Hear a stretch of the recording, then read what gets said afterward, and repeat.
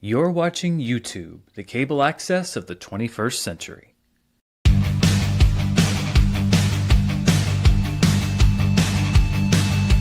It's Wednesday, it's 4 p.m. where I am, and it's time to talk about movies and answer your questions.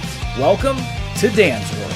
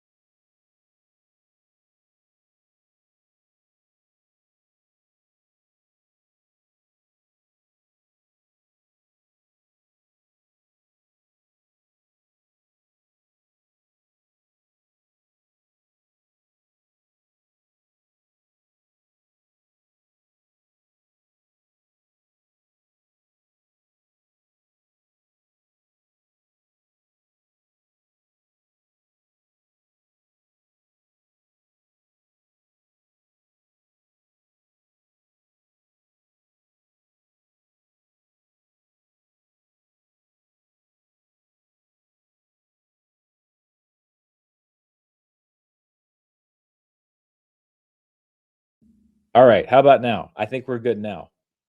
Yes? I think we're good now. Max Mayfield, it's going to be one of those streams. Yeah, it looks like it's going to be. All right, see? Let's see. Take two. Hi, Dan. Can you hear me now? Okay.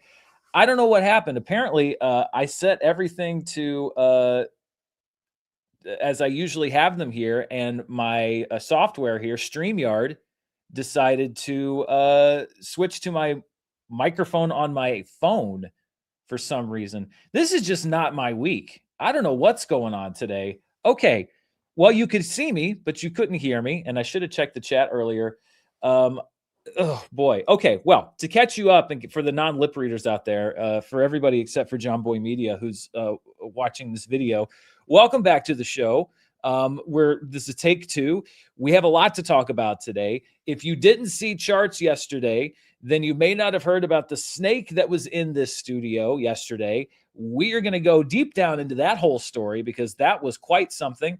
We're going to discuss that. We are also going to talk about the trailer for the new Harry Potter series that hit earlier today. We are also going to talk about the new Lord of the Rings movie that is reportedly in development with Stephen Colbert as a key creative. So there's a lot to discuss there. We're going to take your questions as we always do and your comments. I'm already seeing so many people that are commenting here. So if you want to leave a super chat, I will definitely get to your question today. As I've been doing the last few weeks, I'm trying to get better also about answering chats or questions that come in the regular chat as well.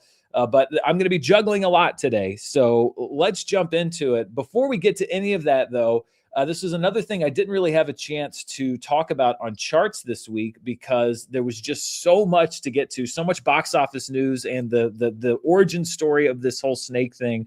There were a couple of people who passed away in the last week or so that I wanted to mention, and we'll do it right up at the top here. The first is Nicholas Brendan, who for many people was known as Xander on Buffy the Vampire Slayer. We had a whole segment on Buffy the Vampire Slayer last week. That original show is much beloved by many people, and he was, from what I've read, very engaged with the fan community. A lot of tributes coming in from his former cast members. And it's just been kind of for people that were into those sort of teen shows of the 90s, it's been a rough year so far. So I was very sad to read about his passing. And then, of course, I would have to mention Chuck Norris as well, who had many stages in his career. As a martial artist, he had the distinct pleasure. I mean, one of Bruce Lee's greatest on-screen fights was with Chuck Norris, and that's how he originally sort of made his mark, was as a martial artist. He then transitioned in the 80s into an action star in the Missing in Action films. and others. He was part of the Expendables crew. I actually loved, as corny as Expendables 2 is, I love the team up scene with when you get Stallone and Willis and Schwarzenegger and Chuck Norris and everybody on screen at the same time. Then in the 90s, transitioned to television, Walker, Texas Ranger, a show that many people knew him from, even if they hadn't seen his movies. I've never seen the show Walker, Texas Ranger, but I'm very familiar with it through Conan O'Brien and his classic bit, the Walker, Texas Ranger lever, which kind of brought him to a whole new audience, even people that didn't watch that show. And then as we got into the 2000s, he sort of became famous for being himself, for being Chuck Norris, a very memorable cameo in Dodgeball. I remember that was one of the funniest parts of the movie, still is. And then, of course, in the earliest days of this era of the internet as a meme, Chuck Norris memes, one of the first things I remember seeing being shared around the internet and early social media and everything like that. So Chuck Norris, somebody who went through so many different stages of his career and really ended it as an icon, just as himself. And he seemed to really kind of embrace that. So big losses, I think, on both accounts for Chuck Norris as well as Nicholas Brendan. And of course, my thoughts go out to their friends, their family, and their fans. Okay, so let's get into the saga of the snake in the studio. Strap in, because this is quite a story. So I'm going to try not to belabor it, but there's a lot of moving pieces to this story. It all started on Sunday afternoon. Now, as you know, this past Sunday was a week from the Oscars. I did an all-nighter the night of the Oscars. I was exhausted most of last week, and I was trying to get stuff out for the channel. And I actually made a conscious decision early on Sunday. I said, I could work on some stuff today, but I'm going to give myself permission to just relax, to take the day off. I was still kind of shaking off the last bit of that Oscars all-nighter, because it takes me a few days now to shake off staying up all night like I do with the Oscars. So it was about 6 o'clock on Sunday night. I'm in my house. I'm laying on my couch. I was actually feeling a little tired. And because I gave myself permission to take the day off, I decided, hey, you know what? I'm going to take a nap. I wanted to take a little snooze.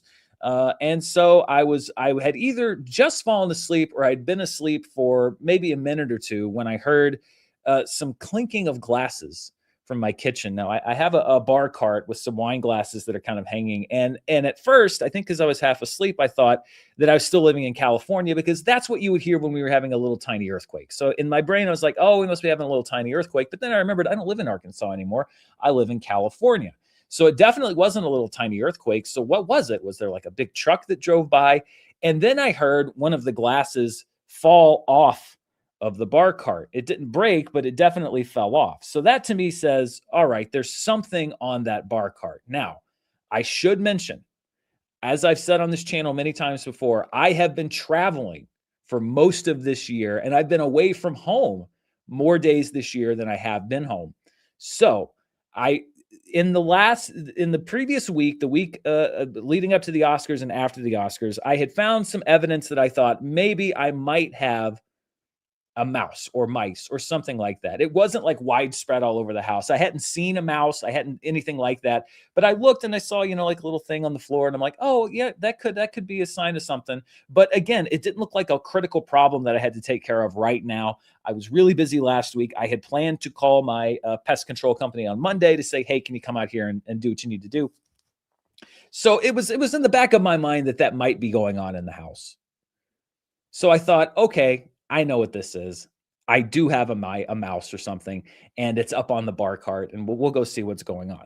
So I get up, I go into my kitchen, and for those that have a phobia of snakes, and I understand if you do, we're going to be showing some pictures now. So if you want to go audio only for a little bit, then you're more than welcome to do so. I get up, I go into my kitchen, and this is what I see. Here comes the picture. Get ready. That's what was on my bar cart making all that noise. And I have to say, your brain does something when you see something and you know what it is, but you can't quite process it. And that's where I was for about 10 seconds. I was staring at it and I knew that it was a snake, but my brain was not quite ready to accept that I was looking at what I was looking at, because to be honest, I never expected that I would have a snake in my house. Who would? And this was not a small snake, by the way. This was a pretty chunky snake. I mean, this snake was substantial. And so when the snake saw that I had seen it, of course, the snake froze. This is a picture I took of the snake when it froze. And it just stayed there on the bar cart staring at me.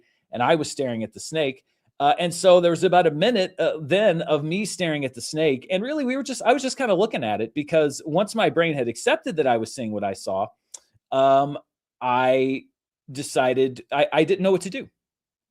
I completely froze. I admire people that know what to do in these situations immediately. I'm not one of those people, especially again because I was expecting to see a mouse, maybe even a rat, but a snake. A snake was not in my anticipated series of options. If we were playing the video game, this is not on my drop-down menu of options to deal with. So once I finally recovered from that, I decided to do the only thing that I could do in that moment that I could think to do is I took a picture of the snake, one or two of the pictures I just showed you, and I went to listen. AI is not acceptable in many forms, especially when it comes to the arts, but it can be useful as a research assistant. So the only thing I think to do is take a picture of the snake and put it in Google Gemini and say, "Can you tell me what kind of snake this is?" Which is what I did. And it thought for a second, or whatever AI does, and it says, yeah, this looks like a king snake or a rat snake. They're harmless. They eat mice and rodents and stuff, etc. Okay, that's great.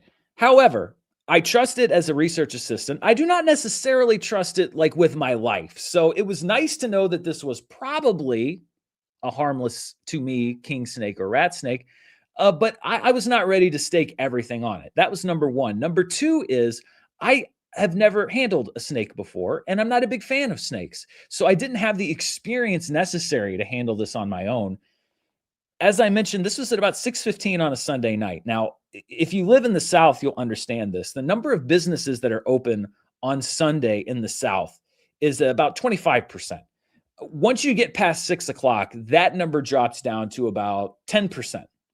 So there was no professional service available to me at that time to call and say, I've got a big snake in my house. Can you come help me handle it? And so I did the next best thing. I called my best friend. We've been friends for 30 years. He lives about 10 minutes away. And I knew because he showed me the video that he had had a snake, not in his house, but that had been climbing up on the outside of his house, and that he had been able to handle that and relocate the snake. So I called him and I just said, theoretically, if I was looking at a 6-foot snake in my house right now, what would I do? And he said, what kind of snake is it? We talked a little bit about it. He said, well, do you think you can get it? I said, not really, because it's in the bar cart. It's intertwined with all these glasses. And I'm also terrified of it. And so he said, well, I don't have my car because my wife took the kids down to see their grandma today. So I don't have my car, but if you come get me, then I will help you handle the snake. This was my first choose your own adventure fracture point in this story, because I had a choice to make. I could, one, stay home, keep the snake in sight, and attempt to handle it myself, or two, leave the snake for 20 minutes, go pick up my best friend and get his help and relocate. We weren't going to kill it, by the way. And that's another thing I want to stress. The rat snake was doing what it does. And what it does is actually a positive thing. I am perfectly happy for it to do what it does, not in my house. It can do it outside my house all at once. It's beneficial. I love it. I love that it does what it does, just not inside the confines of my home. So I didn't want to kill it. I wanted help to get it in a trash can or something and take it outside. And we put it somewhere that is, again, critically, not inside my home. But to get my friend to help me out with this, I would have to leave. So I made a couple of critical mistakes here. Number one, I thought about putting up some kind of a camera to record the snake while I was gone so that if it were to move, that I would know where it was. But I was a little shaken and I wanted to go get my friend as quickly as I could. So I opted not to do that. What I instead opted to do, and this was critical decision number two, I decided to erect my own snake barrier that, to my untrained sensibilities, would prevent the snake from leaving the kitchen area should I go and pick up my friend. And I did that. It was very makeshift, but I was somewhat proud of myself. I said, no snake's getting through that. It'll be right back when we come. It'll be here when we come back. We'll take it outside. We'll have a beer. We'll do whatever. So I decided to leave. I left. I went and got my friend. We came back 20 minutes later. The snake has disappeared. It's gone. There's no trace of it. There's no snake prints, nothing. And we scoured the kitchen. We looked everywhere. We looked on top of cabinets. I looked all throughout my den. And I swear I looked in here. Now, I was a little frazzled at the time, so I can't guarantee you, but I swear that I looked in here. And it was just gone. And let me tell you, the only feeling worse than knowing that there is a snake in your house is the feeling you get when you know that there was a snake in your house, but that you no longer know where that snake is. That is somehow worse than the active feeling of knowing that there is a snake currently staring at you in your house. So I had a couple of options. I couldn't call anybody to come get the snake till the next morning because, as I mentioned, everything was closed. So I could stay home and just assume that the snake had gone outside, or I could do what I think any reasonable person would do and go sleep at my friend's house. Luckily, as I said, his family was out of town, so they had the extra room where I could sleep, and I opted for the second option. And my buddy even said he was like, it probably went outside. You're probably fine. And then he took a beat and he said, "Of course, I'm saying that about your house. If it was my house, my kids would be staying here tonight." I'm like, "Yeah, exactly." So I stayed at his house Sunday night, got up on Monday, called my exterminators or my pest control. The pest control is really what it is. They didn't deal with snakes at all. They said, "Well, we can come see if you've got a mouse or a rat or something, but we don't handle snakes." I'm like, "Okay, well, I get it." So then there was another company that does handle snakes. They're the ones that, if you saw charts yesterday, you saw the video of them removing the snake. I'm going to show that video again here today. They were like, "Yeah, we can come check it out, but we can't come till tomorrow," which would be Tuesday. I said, "Okay, that's cool." So I was in and out of the house a little bit on Monday, taking care of some stuff, and I looked around and I still didn't see it. And so I stayed at my buddy's house again Monday night.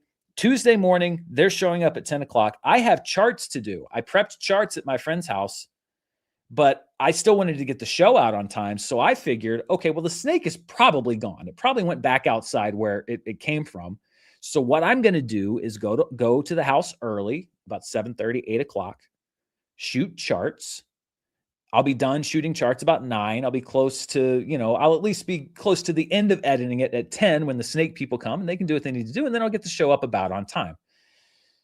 But I couldn't just still assume that the snake was gone. So I got home and I started sweeping this house as I had done before. I had a flashlight. I was looking underneath everything.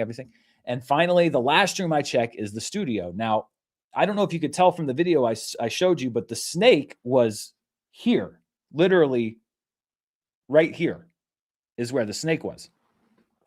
I was over there by the door, literally on my hands and knees with a flashlight, looking under stuff. And the last place I looked, I shone the light underneath these shelves, and there was the snake. So I did not shoot charts with Dan as I had planned. That's why the show was so late on Tuesday. And instead, I erected another makeshift barricade. And I have to say that I think this one was much more effective than the first one, because that is the closed studio door. What you can't see, and there's not much of a seam or a crack underneath that door. I also stuffed a blanket under the door, and then I put that big Rubbermaid there. And that was initially my first barricade. Then I put the suitcase there and the cardboard box, and then the bigger cardboard box in front of that to block off the hallway. And I mean, physically, there was no way anything could get underneath that door. But my brain didn't understand that. And if you ever want to know how slow an hour and a half can pass in your mind, try waiting an hour and a half between the time you trap a snake in a room in your house and the time that the people who are coming to get the snake can arrive. Because it was like if you remember how long it seemed like Christmas took to come when you were a kid, triple that. Because that's how long it took, or how long it felt like it took. So finally the snake people show up, and here's the video I'm going to show you. I didn't play it with audio last time. This is the moment that the snake was caught in the studio, and this is it with audio. So let's take a look at this video.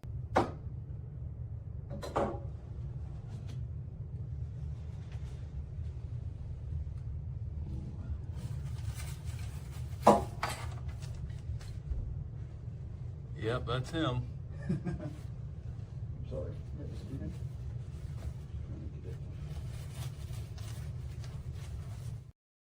Yeah. My favorite part of that video is some reason. Number one, I sound way more Southern in that video than I've ever felt in my life. Maybe I just felt like such a Southerner having to call somebody to get a snake out of my house. But I love that the only thing I think to say as I recorded, by the way, from the safety of the doorway, in case the snake got away from the handler and like flew through the air at me. Dumb. I love that the only thing I could think to say was, "Yep, that's him." Like it's a police lineup. Like the cops had just arrested. Like the snake had stolen my handbag. Like, "Yep, yes, officer, that's him. That yes, sir. That I'm IDing this. I am IDing the snake. That is the snake."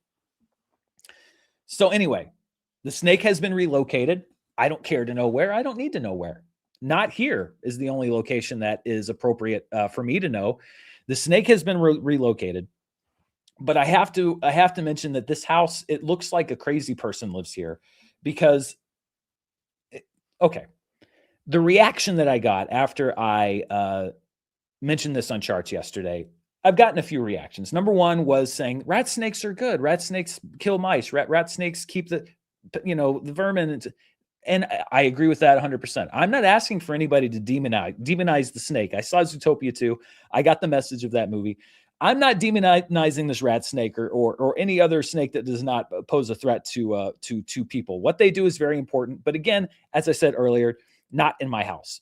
But not what I'm looking to do. I saw a couple people that were just like, "Oh, I would have grabbed it. Oh, they're harmless. I would have just grabbed it and put it in a box and driven it down the road." And I'm happy for you if that's how you would have reacted. I'm very happy if that's within your capabilities. That's not within my capabilities. I wanted to call, and again, I also didn't want to just assume Chat GPT or Google Gemini or whatever was correct in their assessment of the snake. I felt like the professionals were better equipped to handle it. Those reactions are understandable. The ones that I don't understand, and there have been multiple, are the people that have said either, "Oh, it's good now, but just wait till you find out it laid eggs." And the other one is, "Well, hey, they got one snake, but how do you know there's not another one?" Because first of all, that's just mean. That's just mean. That's a mean thing to say to somebody who just had this snake pulled out of their house. Number two, do you think I haven't been thinking that every single minute for the last 3 days? Do you honestly think that has never crossed my mind, that I didn't literally lie awake in bed last night thinking about it? Every room I enter, I'm sweeping every room in this house like I'm Jack Reacher. Every door is closed, and every door that I open, I've got a flashlight under here, under there. I swept my bedroom 4 times last night. And that was after I closed all the doors. When there's no physical way for anything to be in there, I swept it thoroughly once and then 3 more times, and then stayed awake for another hour and a half worried that somehow I missed something trust me, the concept that there could be another snake in this house has crossed my mind. It is very much at the forefront of my mind.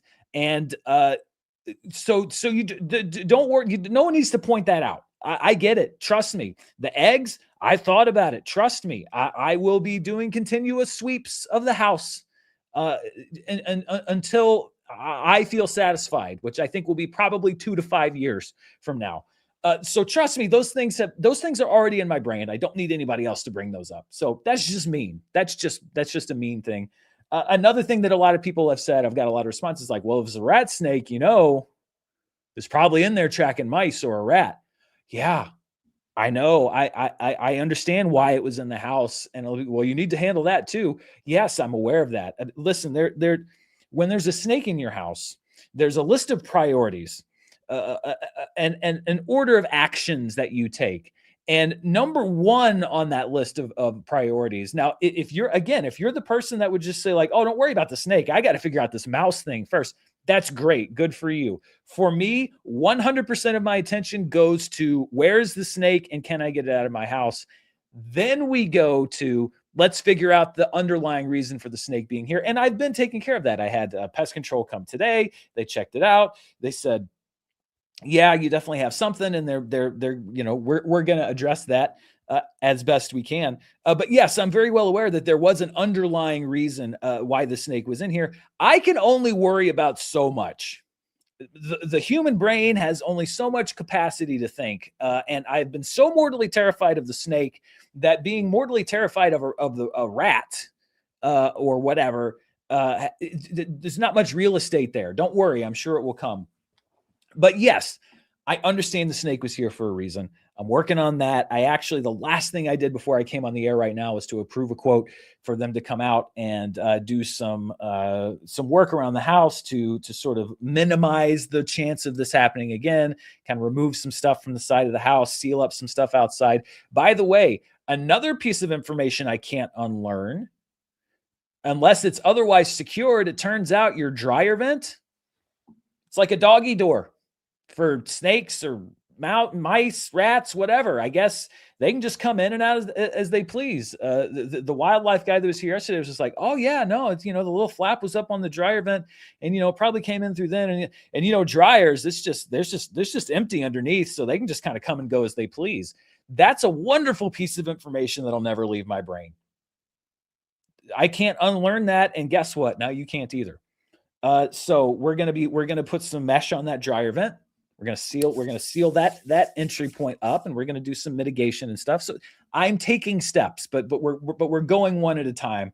But this house, it looks like a crazy person lives here, because I just want to, I don't want anything else to happen. So like my buddy was like, put flour down, because if you put flour down in front of the doors, if the snake crawls back and forth through, then you'll be able to see that the flour is disturbed. So like every entryway in and out of the kitchen and in and out of the laundry room where the snake came in and is covered with flour now, because I want to track the snake coming in and out. And then you see up there that little up at the top of the screen, that's the door between my kitchen and my office. I've done like a Les Miserables barricade there to try to make sure nothing's coming through there. It's literally like it's like Arthur Fleck lives here. It's like I'm Joaquin Phoenix's Joker, and this is my madhouse. I'm just walking around, stepping over flower lines, sweeping every room with a flashlight, and worried that the impossible could literally happen at every second. So trust me, whatever secondary problem you have considered is happening here, I have already considered it as well. So the snake may be gone. And for my mental health, I am just assuming that it's the only snake in this house. I'm acting as if it isn't, but I have to allow myself to believe that it was, and everything else is being taken care of. But anyway, we're already half an hour into the show we spent on the snake thing already. But it's listen, this never happened to me before. I have relatives that are like retired that this has never happened to before. I understand if you don't think it's a big deal. It's just a snake. It's fine. It's just like, okay, listen. It's easy for you to say that looking at it happening in my house. I'll just say that. It's easy for somebody who's like, oh, it's just a rat snake. They're harmless. It's like, oh, he wouldn't have hurt anybody. Again, you can look at it in my house and think that. I would challenge you to react the same way if it was in your house. And I'm not a country boy. I'm not a guy who's used to go around picking up snakes in the fields and throwing them out. That's not me. Never has been. I know I live in Arkansas, and everybody assumes we live on a farm. I don't live in a farm. I live in the suburbs. I live 5 minutes away from a Slim Chickens and a Walgreens. This is not normal for me. So this has been something. This was my slow week, by the way. This is how my year has gone thus far. This week was the week where everything was supposed to slow down and I'd catch up on a bunch of things I've been meaning to catch up on and take it easy a little bit. No, it's been all snake all the time since Sunday. But we're getting there better. We're getting there better. We're getting there. I'm better off. And I also want to give a shout out to the people that came out and got the snake. Natural State Wildlife Solutions here in Arkansas. They were very great to deal with. They didn't actually know that they were going to be getting the snake when they showed up. They thought they were going to be looking at the, outside and figuring out the entry point and all that. And then when they showed up, I was like, I have the snake. I've trapped it. Like I'm, some kind of amateur Steve Irwin or something. And they were just like, oh, you got it? Okay, yeah. And they went and got the net and stuff. But yeah, no, they were great to work with, and they're coming back to do some stuff, and I appreciate their work. But yeah, so that's the saga of the snake. I'm just looking at some. I would move if it was me. Well, the problem is I just did move. The problem is, yeah, I would move. Snakes are no joke. I just moved in here a few weeks ago or a few months ago. It's no, I can't move. This is my house. This is my house. The snake doesn't get it. The snake doesn't get the house. This is one I've seen a lot. Danaconda. Yeah, it kind of feels like that. Yeah, it's it uh, it's gonna take a minute for me not to be creeped out by this. The Danaconda saga is hilarious. I'm sorry, Dan. Well, actually, I mean that is kind of the point. Like I understand that it is like objectively kind of hilarious. And that's why I wanted to share it. Like if I actually was just like, oh man, oh, this like I'm traumatized. There's like for everybody other than me, I have to acknowledge objectively, it's only not hilarious to me. And even I find it kind of funny, which is why I wanted to talk about it on the show. But this has been the new Anaconda is on Netflix today. Some serious viral marketing. If I find out that Ted Sarandos put that snake in my house, I'm going to be very upset. Ted, I know that I've been critical of Netflix somewhat in the past, but Ted, if this was some kind of viral marketing, I don't appreciate it and I don't like it. But yeah, anyway, so that's the saga of the snake. I will keep you posted on if there are other developments, and if another snake is discovered, then I'm going to burn the studio down. This is what I'm going to do. We actually at one point, when my friend and I were here looking for the snake and we couldn't find it, he was like, well, we could do this, and I kind of took a step back and I looked at the kitchen door and the door to my office, which are right next to each other, and I was like, you know what, we could also just wall off this whole part of the house and then pretend we'll just not go in there again. Not knowing, by the way, that would have trapped me just even closer in confines with the snake, which I again assume was in here the whole time and I just didn't see it. Yeah. So how's your week been? That's been my week. It's been quite an adventure. Okay, so that's the saga of the snake. Let's get to a couple more things before I get to your questions. And we have so many comments. I'm going to try to get to a bunch today. I can already tell this is probably going to be a long show, mainly because I talked about a snake for half an hour. But let's talk about this new Lord of the Rings movie that is in development. This broke, I think, yesterday. Stephen Colbert, who, as he said, I saw an interview he had with Peter Jackson, is going to have some free time starting in the summer, is going to be one of the writers and has helped to develop this new Lord of the Rings film. It's going to be the next one after The Hunt for Gollum. If it gets produced, it's based off of the basically a part of the Fellowship of the Ring book, chapters 3 through 8, which was kind of a major cut from the film. It involved the hobbits' journey as they left the Shire before they went to the Inn of the Prancing Pony. It involves the Barrow Wights, which are actually pretty creepy. I reread Lord of the Fellowship of the Ring last year or the year before, and that is a pretty creepy part of the book. And it is the part of the book that deals with the much ballyhooed Tom Bombadil, who was cut entirely from the Lord of the Rings trilogy. And many fans have wanted to see Tom Bombadil on screen in a movie. It looks like they may have their chance. This was the official synopsis that was on Deadline. The Lord of the Rings, Shadow of the Past is set 14 years after the passing of Frodo. Sam, Merry, and Pippin set out to retrace the steps of their first adventure. Meanwhile, Sam's daughter Eleanor has discovered a long-buried secret and is determined to uncover why the War of the Rings was very nearly lost before it even began. Okay. I'm not like ecstatic about this. This does feel like the last little bit of lore that the movie universe has yet to strip mine, for lack of a better word, is Tom Bombadil in that part of the book, because it was almost entirely omitted from the movies. It seems like if it's going to be after Return of the King, that you would have to get Sean Astin and Billy Boyd and Dominic Monaghan back, and I mean the ending of Return of the King is so perfect. It's like, do we want to go back for another adventure with them after Return of the King? Yeah, I mean, I love that Colbert is involved. You're never going to find a bigger fan that's going to want to do a good job more than Stephen Colbert because he's known for being a Tolkien fanatic.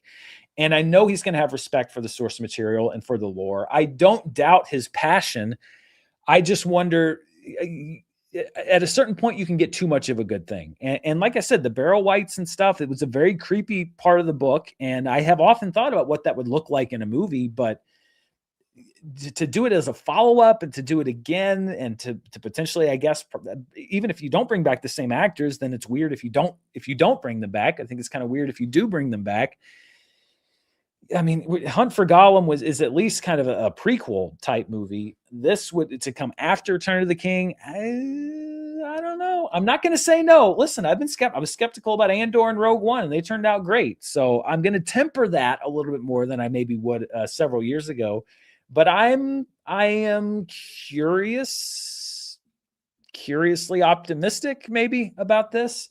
But I mean, I think the great thing is you've got Colbert involved, and he loves Lord of the Rings, and he apparently and his son came up with this idea. According again to what he was talking to Peter Jackson about, he and his son came up with the concept and approached Peter Jackson and also Warner Brothers and New Line about making this movie. So it's not like they went out and recruited him. This is apparently an idea that comes from Colbert himself. So maybe he's thought of a good idea. Maybe he's cracked it. But yeah, I'm cautious. I'm not going to say skeptical. I'm going to say I'm feeling very cautious about it. But I don't. It could be cool. It could be cool, and it's a great part of the book. So maybe if they can deliver on how good the book is, then it can maybe be worth it. Speaking of fantasy franchises, speaking of fantasy franchises that debuted on screen in 2001, let's talk about Harry Potter and the Philosopher's Stone. Apparently, I guess they've decided that we are not as big a dullards over here in the United States that we can understand what the word philosopher means. The first teaser trailer for the HBO Max series Harry Potter and the Philosopher's Stone hit today with the release date announced. It's going to be coming out right around Christmas. I don't know if that means Christmas Day or around Christmas. This was a teaser trailer, so we didn't hear a whole lot of characters speak. I wonder what the story is going to be. We all know what the story is going to be. But it does look like they're going to expand a little bit on Harry's life before Hogwarts. We see him getting bullied. We see Aunt Petunia giving him a haircut and kind of giving him a dressing down. But a lot of what we saw was Harry and the transition from Hogwarts. This is him on the train watching the Weasleys. And I like this little thing because that's kind of like Harry's never really going to have that sort of motherly love. That's what he's missed in his life. And it's more scenes, it's shots, it's a reveal of what Hogwarts is going to look like, of what the show is going to look like. We get some looks at Hermione, of course, the main trio, Harry, Hermione, and of course Ron. He's got red hair. He's got some dirt on his nose just there. So, that's all in line. And we saw a little bit of what Hogwarts looks like. I mean, this looks like the movies. I guess I don't know how much you can depart from what's described in the books and what we already got in the movies. But what I will say is that it looks like it looks like the movies, for better or for worse. I don't see anything radically different in the shots so far than what we already got. Again, maybe it's just because you can only do so many things with what's been described in the books. But to me, this doesn't look like a completely new universe. It looks like they're kind of taking what we already know and putting new actors in it, which I think could work. And at other points, I'm not so sure. And then we got a first look at a lot of characters. I'm assuming this is Malfoy, which, by the way, if you're going to, that is... I know that this is set back in the early 90s is when the book series starts, I think, or set was the late 90s, but no, the early 90s.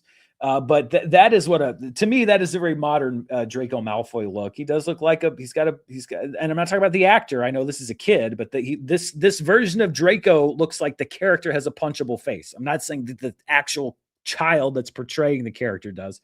This character looks very much Draco Malfoy-ish to me. We got Nick Frost as Hagrid, replacing Robbie Coltrane. That he's got big shoes to fill, and I don't just mean the ones he had to wear for his costume. We have Janet McTeer as Professor McGonagall. She looks very McGonagall-y. Snape, we got a good look at Professor Snape. Didn't really get to hear anything from him. I'm sure nobody has any comments on that. And again, you can't really say anything about the characters because we're just seeing quick shots of them, and then of course John Lithgow as Professor Dumbledore, long white beard, half moon specs, check. That's Dumbledore. I like the hat. I'm digging the hat. It's got kind of a Frank Sinatra thing going on with that. But yeah, this was just a teaser trailer. This is a first look at the series.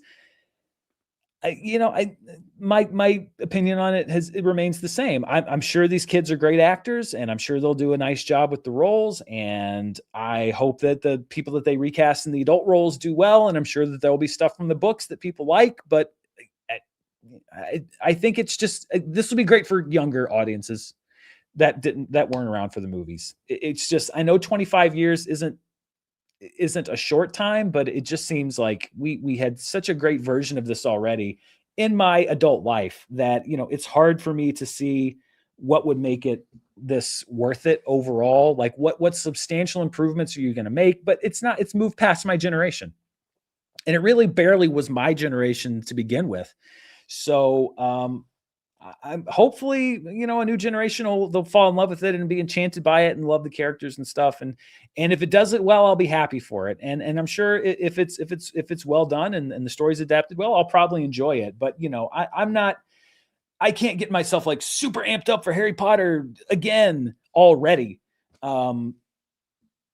Just conceptually, it's for me, it's going to be all execution based. If they execute it incredibly well and I look at it and I'm like, wow, the movies are great, but this was also a really good version of the story and everybody put their own stamp on the characters and it all feels unique and singular, then I'll be very happy and I'll probably enjoy it a lot. But I can't get very conceptually excited for the series because it was already done so well once and I was old enough to be able to process and remember all of it in real time.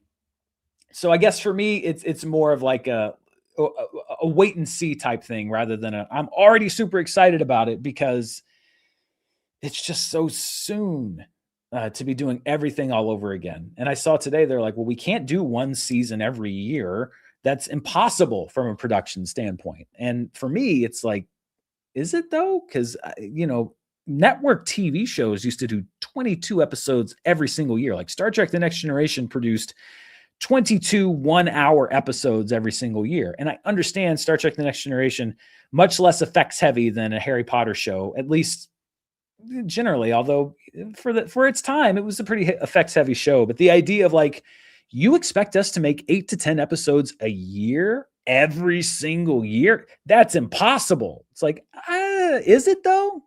I mean, Game of Thrones was doing it pretty well for a while until things sort of started going off the rails there. But like there were shows that I think that there's some shows that can make 8 to 10 episodes a year.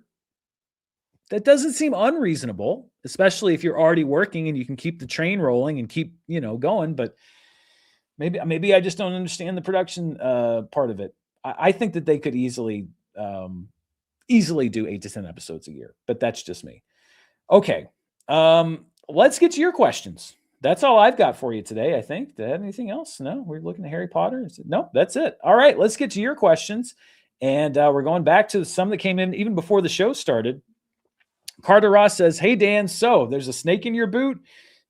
Luckily, I don't wear boots, but I've been checking my shoes. That's for sure. Carter Ross also says, hey, Dan, with rant energy if possible, what was the reason for Amazon obliterating IMDb forums and disfiguring Box Office Mojo? They were perfect. Well, I can tell you, I'm not an insider at Amazon, but this is what happens when a big company acquires something especially something that is so beloved by fans and that generally has been sort of a fan resource like Box Office Mojo, like IMDb.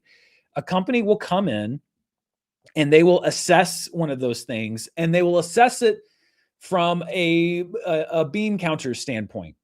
And they will completely disregard the only value they care about.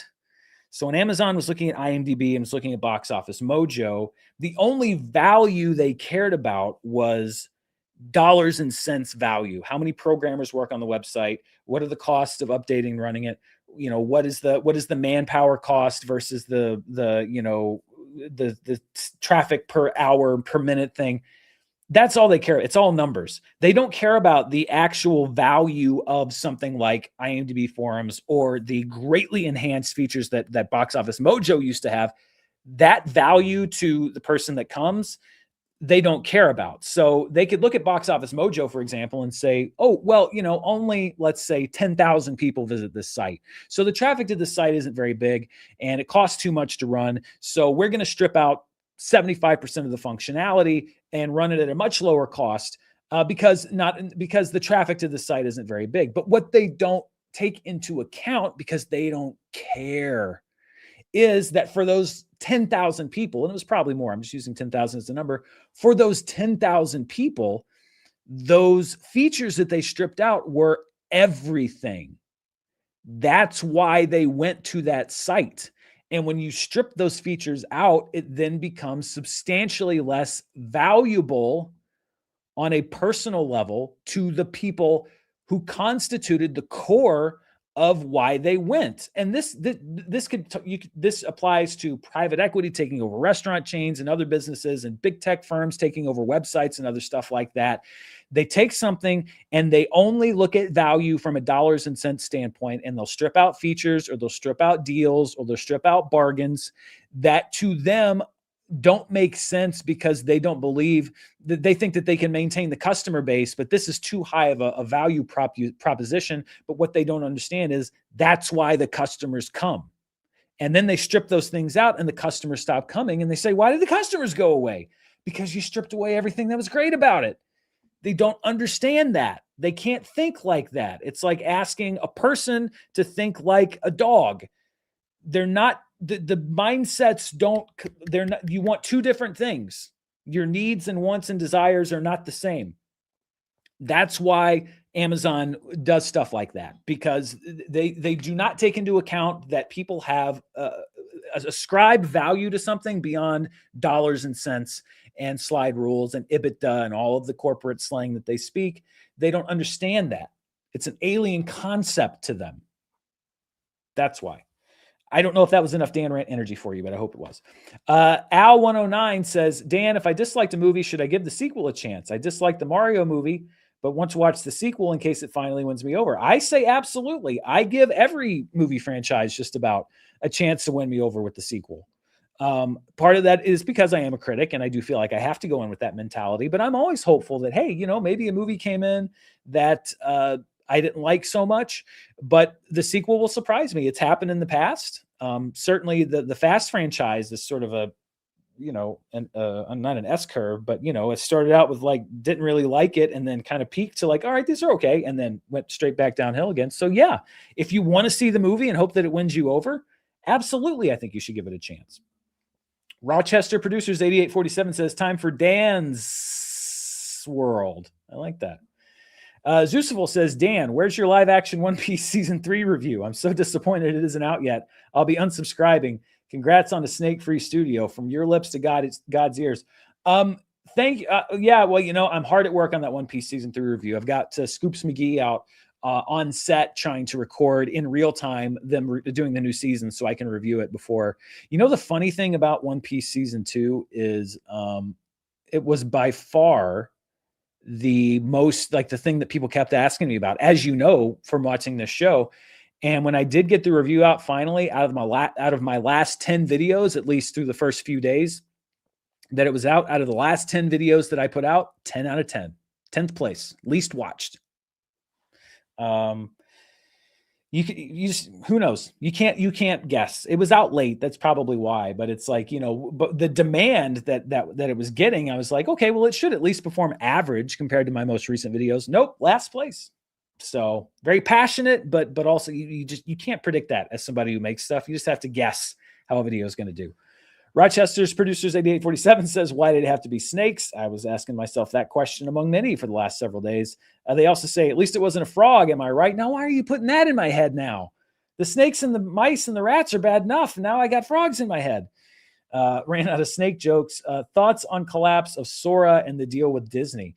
Yeah, I was interested to read that. In case you didn't hear about that, OpenAI had a AI video generator called Sora that they all have theirs.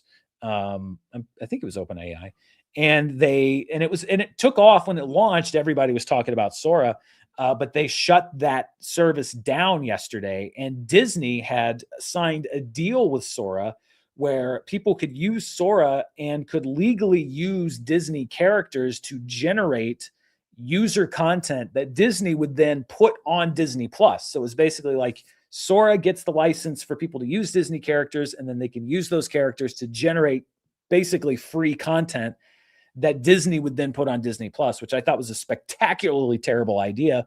But when they shut down Sora yesterday, Disney said, well, that deal's off because there's no offer anymore. So I think that's actually a good thing.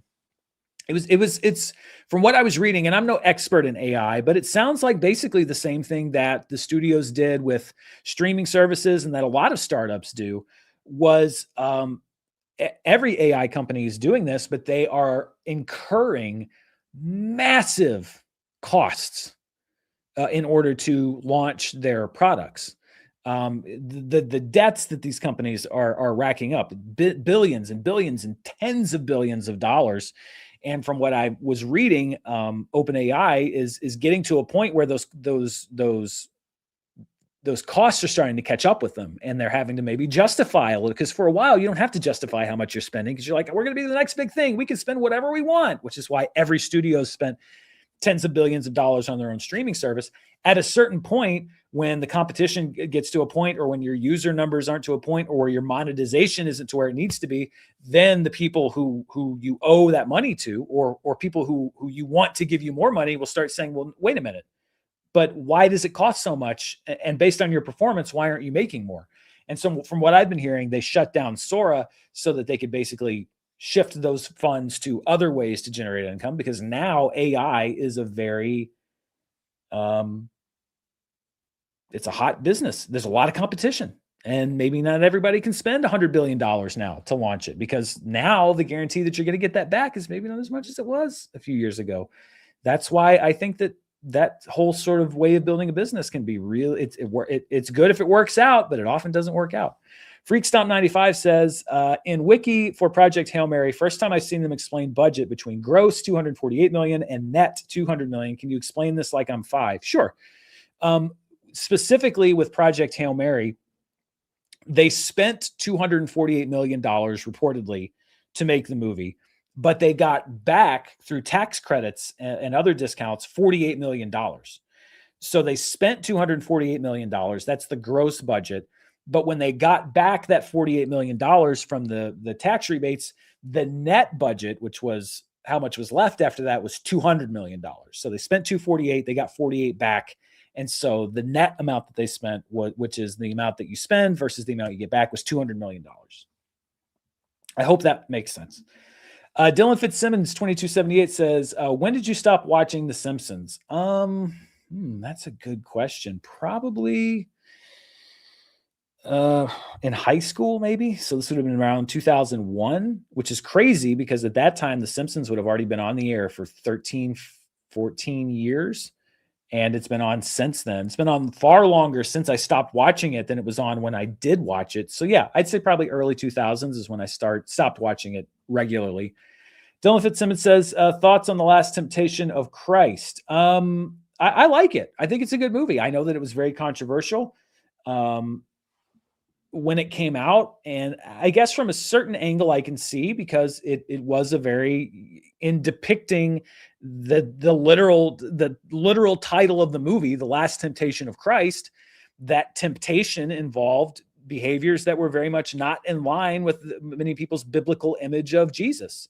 But that's the point of the movie. It's the last temptation of Christ. So he sees a world where he gets to live these earthly, have a wife and have kids and do these things that other people did, which when you read the Bible, it's not that he didn't understand what it meant and what he was giving up and what that sacrifice was. And even said, if it's possible to not do this, but ultimately, and in the movie, it isn't like he went back on it. He was crucified. He died. Everything that happened in the Bible happened in the movie.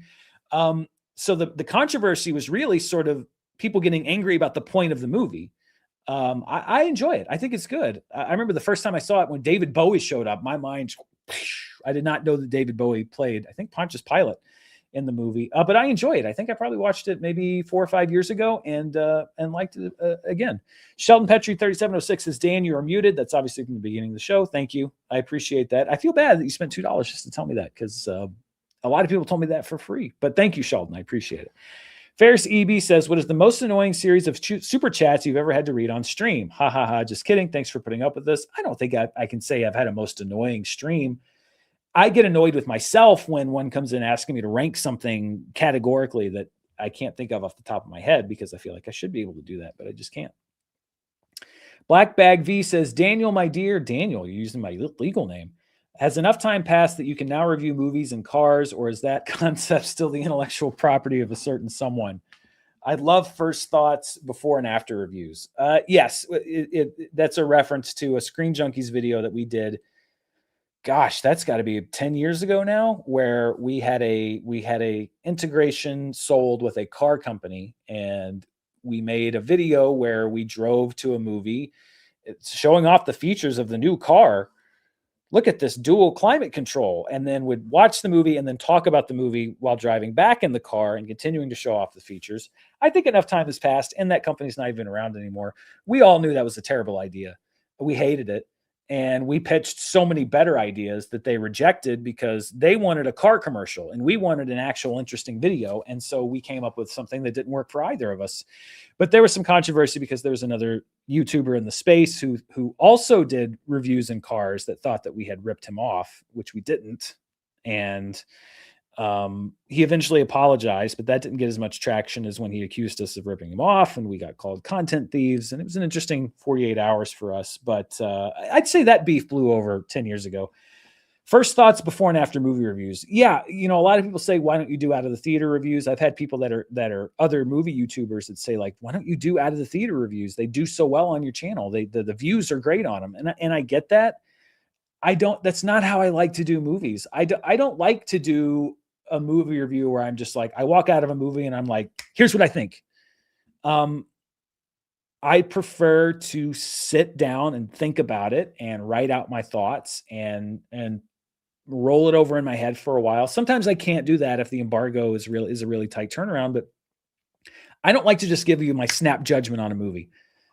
I prefer to think about it for a while. And it's one of the decisions I make. I talk about all the time here. I make decisions on the channel that I understand are not profitable and actually probably lose me money. And in that, I give up the revenue that I would have on making that video and the reach that I would have making that video. But I just don't like to give snap thoughts on movies. I did one for Jurassic World, the last one, and I did it as a YouTube short, and it did pretty well. But just looking back on it, I was like, but that's not. It's not that when I think other people do it. When other people do it, I don't sit back thinking that doesn't have value. I'm not saying that. I'm not saying that it's valueless when they do it. I feel like I don't bring a lot of value when I do it. I feel like I'm at my best when I have some time to think about it. So I don't think that I provide enough value to that format. Not that others don't. I don't think that I do. Just my personal opinion. Potter Potty says, thank you. Says, hey, Dan, please rank these movies for me. Snakes on a Plane, Anaconda, Rot LA, Snake Eyes, or The Serpent Warriors. JK, what do you think of Michael B. Jordan's pay demand increase, putting the new Miami Vice film in jeopardy? I have not read that story, or I haven't really heard about that. I mean, here's the thing. He won an Academy Award. And when you win an Academy Award, just in the business, your agents can ask for more money. And that's because the studio can put on their poster starring Academy Award winner Michael B. Jordan. You are worth more as a star, whether it's a terrible way to look at it, but it's just from a marketing standpoint, you are worth more as a star after you won an Oscar, because there's an enhanced amount of interest in what you're going to do. And so I think you're perfectly within your rights to ask for more money, because they're going to exploit the fact that you've won the Academy Award. So why shouldn't you also benefit from that? I don't have any problem with an actor asking for more money after they won an Oscar. I have not heard about it putting the new Miami Vice film in jeopardy, but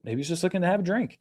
Draylon Dragon Fox says, "Hi Dan, are there any movies widely considered classics that you just don't get?" Oh yeah, I think there are probably movies that are considered classics that a lot of people don't get. 8.5, not my cup of tea.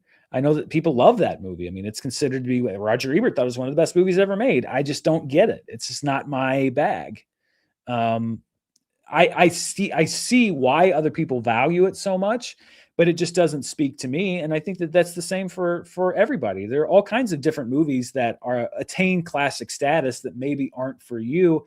I think the important thing is being able to recognize why it's important to somebody else and not just devaluing it. So, I can say 8.5, I don't really, it's not really for me, but I understand why it's so beloved, instead of saying 8.5 is garbage and people are wrong for liking it.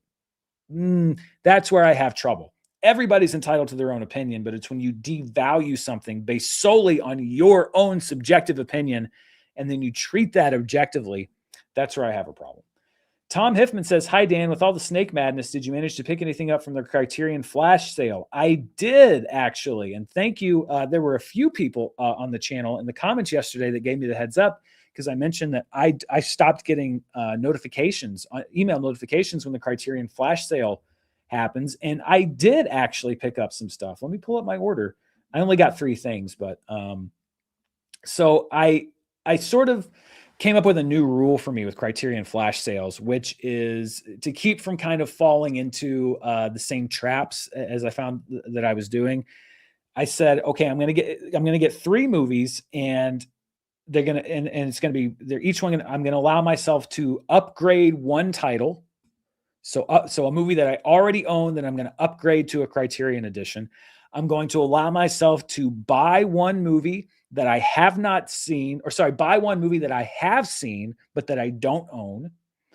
And then I'm going to get one movie that it's a bit risky, but a classic movie that I haven't seen, but I've always wanted to see, and that I'm going to take the risk and I'm going to buy it on disc. So I bought, I bought 4 movies because I forgot. I gave myself $100 limit. I had a little, I got a security deposit back from my old house. So I had a little bit of extra money to work with. I got myself 4 discs. So the movie that I already owned that I allowed myself to upgrade was This Is Spinal Tap. I got the 4K edition with all the special features and stuff, because the disc that I had was an older Blu-ray disc. So I allowed myself to upgrade This Is Spinal Tap.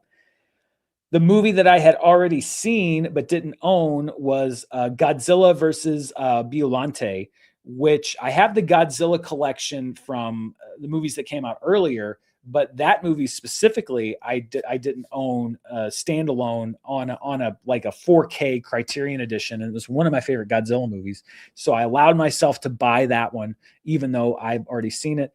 And then there were 2 classic movies that I hadn't seen that I bought just because I felt confident in buying them. I bought The Night of the Hunter, which I've never seen and heard was always great, and I bought Sorcerer because I've always heard about how good Sorcerer is, and I've never seen it. And I like William Friedkin, and I like Roy Scheider, and I like what I've seen of the movie. So I allowed myself to kind of gamble on that. So yeah, Night of the Hunter, This Is Spinal Tap, Godzilla versus Biollante, and Sorcerer were my picks for the Criterion collection. But thank you to everybody who gave me the heads up yesterday, because otherwise I might not have known what was happening. Wells 009 says, "Now that you reviewed One Piece Season 2, what do your fans have to complain about in future live streams?" I don't know. I guess we'll find out. I'd say the complaints here are probably mostly at a minimum.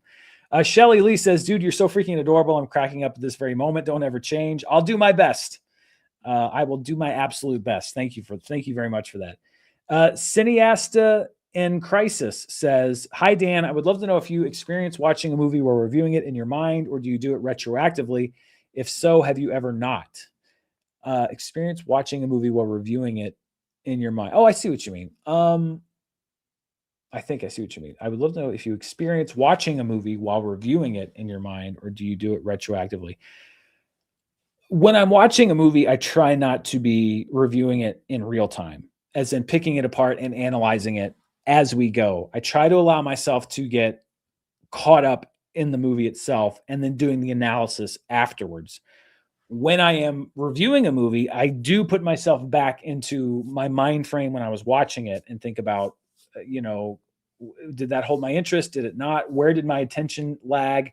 Were there times where I kind of felt like I was getting bored, but that was alleviated because it was building up to something? And so retroactively, where I might have remembered feeling bored, I actually remember, okay, no, actually, no, that was paid off. So that it was kind of worth it.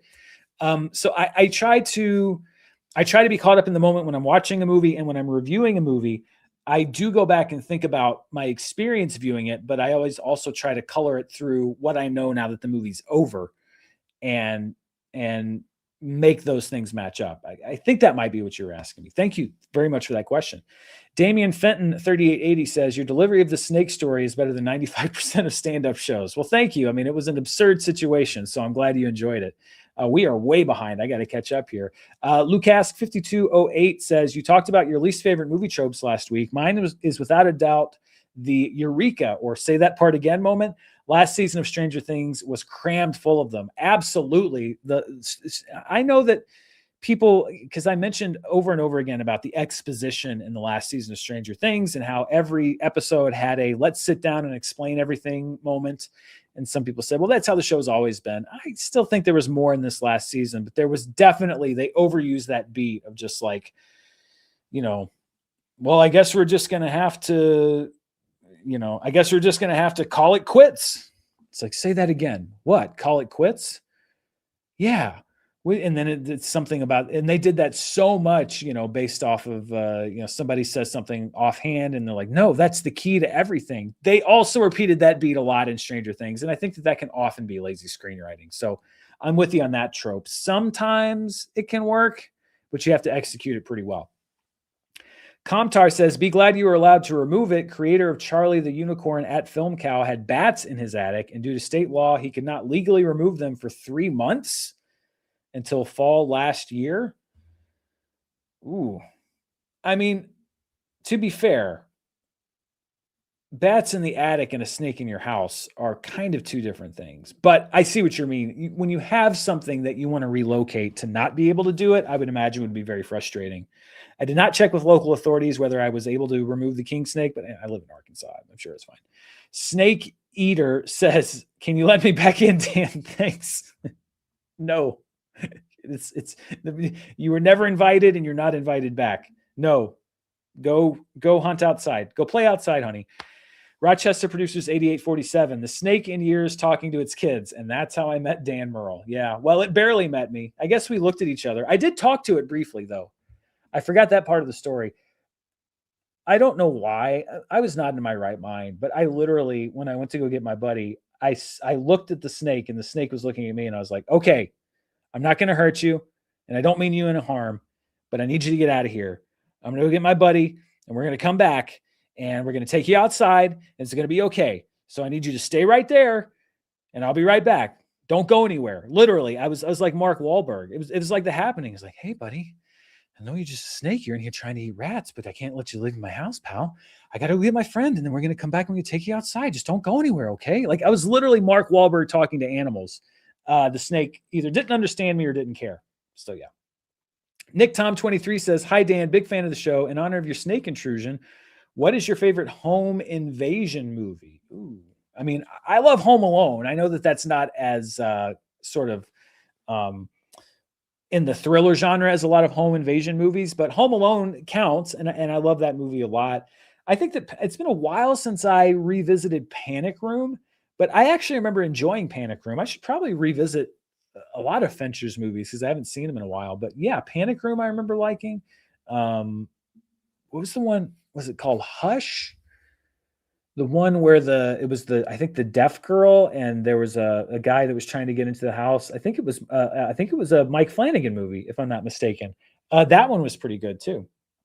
Those are the ones I can think of off the top of my head. Potter Potty, thank you so much. Alan says, found out that Starfleet Academy has been canceled. Yes, that was on my list of things to talk about. Season 2 is in post and will probably be aired, but that's it. With the Paramount Skydance merger, it feels like it's no longer a safe place for Trek.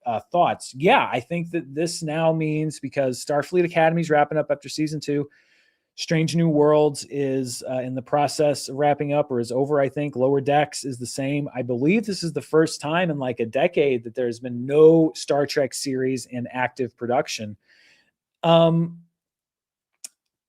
I agree that it's not a great time for Star Trek right now, but there's a lot of things I'll put on the Paramount Skydance merger. Them not producing new Star Trek shows to me is not a product of the merger. It's the product of the fact that they have had an exceptionally unsuccessful 10 years. This era of Star Trek has been spotty at best. And I think that that's being kind. And they have not, I don't think that Alex Kurtzman has done a very good job as the sort of head of the Star Trek universe. I just don't think that his projects, by and large, I mean, Picard season 3 was great. I enjoyed that. I know a lot of people enjoyed Lower Decks, and some people enjoy Strange New Worlds, but overall, just nothing that they have produced has really consistently grabbed the interest or the love of the majority of the fan base. And I think that's why we're seeing Starfleet Academy wrap up after 2 seasons. I think that's why there's nothing new in development. They're going to stop doing things that aren't working. And I think this has been sort of a very low point for the Star Trek franchise because I just don't think the right decisions have been made. I just don't think that the leadership has been consistent. There was literally, coming off of Star Trek Picard season 3, the fans were telling them what they wanted, which was that Star Trek Legacy show where you have all of the sort of characters from Picard season 3 that were the kids of the Next Generation crew now with their own starship on a new Enterprise. And the fans were literally saying that's what I want. That's what I want you to make. That's what I'm excited about. And they had Terry Matalas there that at that time before. Now he's doing Marvel stuff and a whole bunch of other things, but he could have worked and developed that show, and they did nothing with it. Like the one idea that the fans had that they said, this is what they want. This is what I want you to do. They did nothing with it. So I just don't think the leadership has been very strong. Sakaki Chrono says, I saw a clip of you on YouTube on KTLA 5 talking about the spring movie season. I didn't recognize you at first without the hat. Yes, I did an in-studio bit on the local LA news on KTLA 5, and I did go hatless because I felt like, I'm in studio. I just felt like I needed to be a little bit more formal. I'm on KTLA a lot, actually. Usually I'm sitting right here. But that was fun. Nick, who's the producer of the newscast at 7 o'clock, I think the 7 o'clock newscast on KTLA, is a fan of the channel and brings me on all the time. So I love going in when I'm there. Excuse me, I'm going to take a water break here.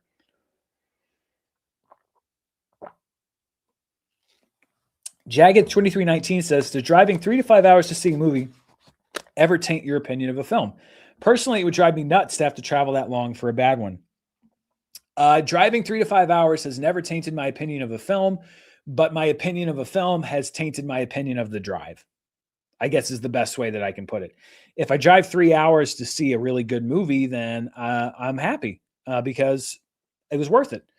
If I drive 5 hours to see Kraven the Hunter, I question my life choices. So no, the drive has not changed my opinion of the film, but the film definitely does change how I feel about the drive.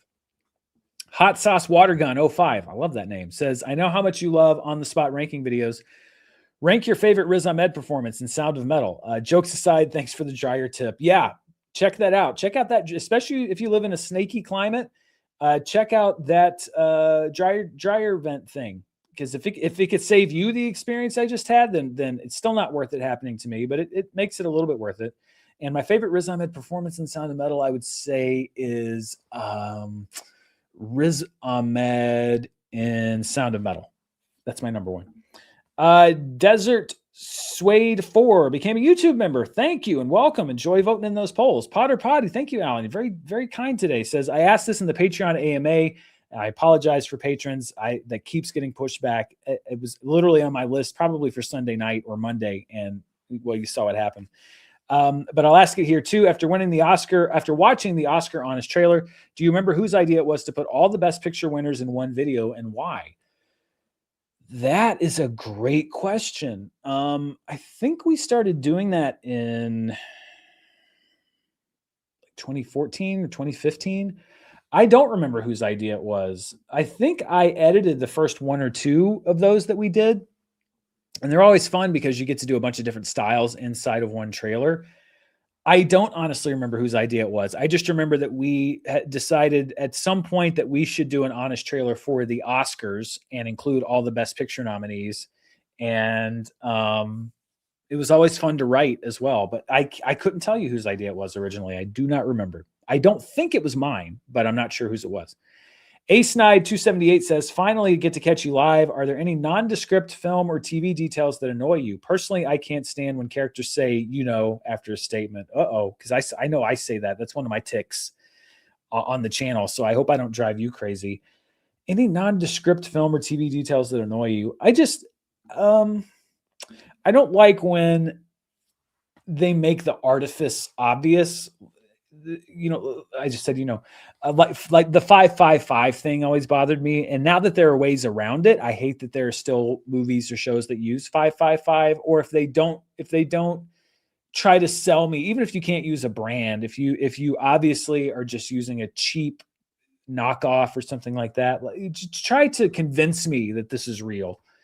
Don't just surrender to the fact that you have to fake it. It's verisimilitude that Richard Donner saying, like, treat it seriously. Even if it's ridiculous, treat it seriously. Treat it like reality. That can kind of get on my nerves. Richard Stitzer, 5066 says, thoughts on the AMC stock price and the possibility of delisting. And do you think I am a fool for buying 50 shares or a fool for not buying more? I'm not a big stock market guy. At this point, I don't think buying 50 shares really could, what's the worst that could happen? The thing is, the whole AMC stock price thing was not driven by anything that AMC did. That was all organic people playing the stock market, gaming the stock market, the people that did the same thing with GameStop. So it's inherently unpredictable. Maybe someday somebody's going to wake up tomorrow and decide to do the same thing. You're going to look like a genius. But this is where AMC stock was headed anyway. And it had a nice little run with the whole meme stock thing, but that can only last for so long. So if AMC wants their stock price to go up, they're either going to have to figure out a way to make their business more appealing or hope that somebody out there decides to memeify them again, because the market is not in their favor. And their debt load and their business and their numbers, their earnings are not in their favor. Hawker Walks 5219 says, any directors you would like to see try animation? Ooh, that's a good question. I mean, because Del Toro did Pinocchio, which was great. And Spielberg has done Tintin, which was, I think that counts as animation, right? Yeah. Let's see. There's someone who hasn't done. I mean, I feel like James Cameron has. I know that Avatar is technically their live action films, but I feel like that's also what we would see from James Cameron, were he to do a fully animated film. So I kind of feel like we've already seen that from him. Wes Anderson's done animation. I'm just trying to think of somebody who's got like a really unique style that I would love to see them translate to animation. Like a Nicholas Winding Refn, maybe. I know he's not been a thing for a while, but he's the first one that pops into mind. Was like, who has a distinct style that could really bring something to animation? Has Ridley Scott done animation? I don't think he has. That could be interesting, like a Ridley Scott animated movie. I'd watch that. Yeah. Lucas K 2319 says you should do the Colbert questionnaire sometime on the live show. Big fan, Dan. Been watching since the Screen Junkies days. Thanks for everything you do. Thank you. I've seen clips where it says so-and-so takes the Colbert questionnaire, but I've never actually watched anyone take the Colbert questionnaire. So maybe I'll check that out. RJW705 says, would you ever do a collab review with Jeremy Johns? Sure. If he asked me, I like Jeremy. We were pals back in the Screen Junkies days, and we've stayed very intermittently in contact once a year or so since I left Screen Junkies. But yeah, I mean, listen, Jeremy, I've said many times before, I aspire to grow to the size of his channel. So I would absolutely do something with Jeremy. Calypso the Sea Goddess. Calypso the Sea Goddess. That makes way more sense than Calypso these a Goddess. Which remake is more pointless, Harry Potter or Moana? Having not seen either, I would say, based on my first impressions, Moana, because Harry Potter at least has a wealth of things that were not adapted book wise that they could fold into the story. Moana to me just seems like here's the cartoon, but people. And I was not impressed with especially how the Rock looked in the new trailer that came out. I don't understand it. I can at least understand the reasoning behind the Harry Potter thing. Moana, I just don't get. Christian Unpronounceable. Well, I'm sorry that you feel your name's unpronounceable, but it does make it easier for me. Thank you. Says, I like to ask this of all the film critics I know. Have you ever seen The Man from Earth, my favorite movie of all time? I have not seen The Man from Earth, but I will look that up after the show. Clay7729 says, hey, Dan, looking back, do you feel like the Screen Junkies Plus direction was a mistake, or did it end up being worth it in the long run? Thanks. Well, for the company, for Defy, it was an absolute mistake. And the way that they supported it was a mistake. They did not give us, they gave us more resources than we needed in some areas, but they've drastically undercut us in other resources that we needed, including the app itself. I think they bungled the whole thing. And I think that, along with many other business decisions, hastened the decline and ultimately the demise of Defy Media. So I think it was a mistake for them to do it the way they did it. We did not ask them to do it that way. We did not ask them to launch their own app. They wanted to expand Screen Junkies programming. And at the time we said, great, we'll start a second channel. We'll start Screen Junkies second channel, and we'll do all the stuff that you saw on Screen Junkies Plus. Maybe not all of it, because we wouldn't have had the budget to make all of it, but I think Screen Junkies Universe, the stuff that eventually lived on Fandom Entertainment, which was what Clever Movies was, that would have just been Screen Junkies second channel. That's what we wanted to do. And they wanted to emulate, at that time, Rooster Teeth. Rooster Teeth was doing very good with their own mini streaming service or standalone consumer service. And they wanted us to just be Rooster Teeth because they wanted to make that much money, but they did not give us the technological resources to replicate it. We had plenty of programming budget. We saw all the shows that we made. It wasn't a problem in programming. They did not support Screen Junkies Plus the way it needed to do to grow and be reliable enough for people to consistently use it. And so it was a mistake for them to do it that way. Now, there were some great things that came out of Screen Junkies Plus. Screen Junkies Universe, which was a show that eventually did move over to Fandom, was originally a Screen Junkies show. Honest Trailer Commentaries was originally a Screen Junkies Plus show. My first box office show, really, Dan's Labyrinth, came in after Monday Night Raw, and that turned into eventually Charts with Dan. So there was a lot of programming that was launched on Screen Junkies Plus that I don't know if it would have been launched were it not for that service. Kevin Smith also being involved, because we were able to bring him in because they had the money to come do a show called What's in the Box. That brought Kevin Smith into the fold for movie fights. It gave me the opportunity to do movie fights with him and to meet him a few times, which is an incredible opportunity. So I would say that there were a lot of positives that came from Screen Junkies Plus. But on a corporate level, I think was absolutely bungled. And the negative consequences of that rolled down and affected other people at the company. And that's regrettable. So yeah, I think that we did what we were asked to do. And I don't think they held up their end of the bargain. It's my personal opinion. Brian Whitlock 3888 says, hey, Dan, rarely catch you live. So wanted to say thank you so much for all that you do. You're a substantial influence in my love of film. Also, Kirk versus Picard. I love both, but will always pick Kirk if it comes down to it. And I love both, but I'm a Picard guy. I love that Captain Kirk is flawed. Picard is flawed in his own ways. But for me, it's what captain would you rather serve under? And I would rather serve under Captain Picard. I think he's less reckless.